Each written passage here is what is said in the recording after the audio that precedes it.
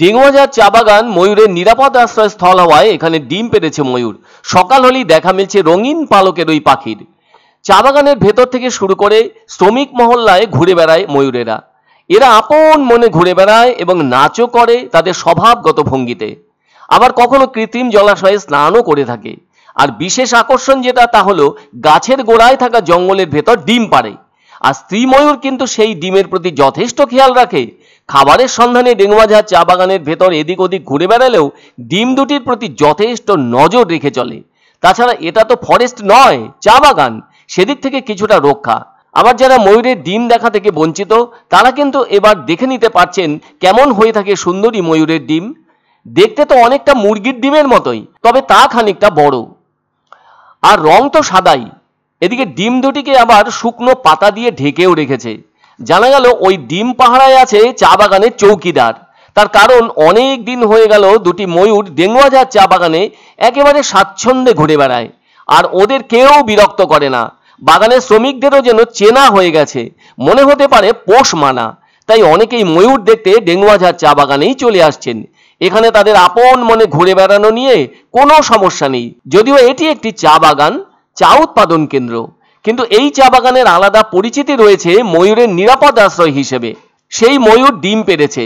ওই ডিম যাতে সকলের চোখে না পড়ে এবং সুরক্ষিত থাকে সেজন্য পাতা দিয়েই ঢেকে রেখেছে ময়ূর। এখন ওই চা বাগানে গেলেই চোখে পড়ে শ্রমিকরা যখন ব্যস্ত চা পাতা তোলার কাজে, তখনই ময়ূরের দল ছড়িয়ে দিচ্ছে যেন অপার সৌন্দর্য তাদের। আর জল ছিটানোর ব্যবস্থায় ময়ূরের দল স্নানও করছে। আবার রোদ থেকে বাঁচার জন্য আশ্রয় নিচ্ছে গাছের ছায়ায়।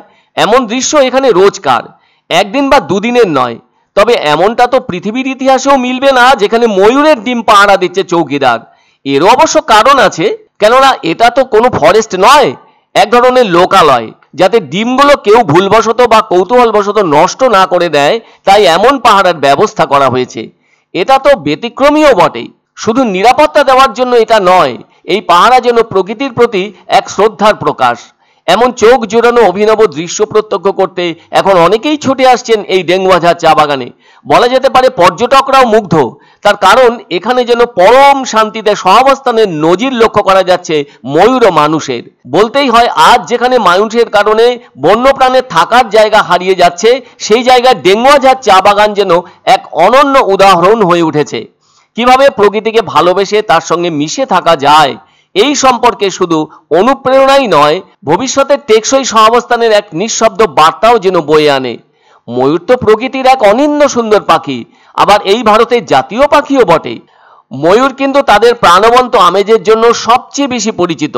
অন্যদিকে যারা অন্য ধরনের ভাবনায় বিশ্বাসী, তাদের মতে ময়ূর হলো রাজত্ব, দৃষ্টি এবং আধ্যাত্মিক জাগরণের প্রতীক।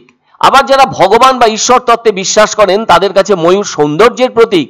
ভগবান বিষ্ণুর সহধর্মিণী লক্ষ্মী হলেন সমৃদ্ধি, সৌভাগ্য ও সৌন্দর্যের দেবী। ময়ূর দ্বারা তিনি প্রতীকী। যাই হোক, সব মিলিয়ে জলপাইগুড়ি রোড স্টেশন সংলগ্ন ডিঙ্গবাজার চা বাগানে ময়ূরদের স্বাচ্ছন্দ্য বিচরণ যেন আলাদা মাধুর্য দান করে থাকছে। খুব যত্ন আমরা দেখভাল করি, আমাদের চৌকিদার কিছু আছে, ওরাও দেখাশোনা করে। ময়ূরের নাচ গান দেখি আমরা চা পাতা তুলে দিতে, আবার কত আনন্দই আমরা কাজ করতেছি। এক অন্য অনুভূতির স্পর্শ পাওয়া যায় রয়কো ব্র্যান্ডের গেঞ্জি ও জাঙ্গিয়ায়। তাই ছোট বড় সবার পছন্দ রয়কো গেঞ্জি ও জাঙ্গিয়া। প্রস্তুতকারক জয়মনি হোশিয়ারি, কলকাতা। পছন্দসই সেরা খাবার খেতে হলে সোজা চলে আসুন রুচিসম্মত আধুনিক মানের রেস্টুরেন্ট রাজদরবারে। কেননা এখানেই আপনারা পাবেন ভোজনের রাজকীয় অনুভূতি। শুধু পুজোর সময় নয়, সারা বছরই রকমারি খাবার সরবরাহ করাই এই রেস্টুরেন্টের আভিজাত্য। আমাদের ঠিকানা রাজদরবার, রাহুতবাড়ি, বাবুপাড়া, জলপাইগুড়ি।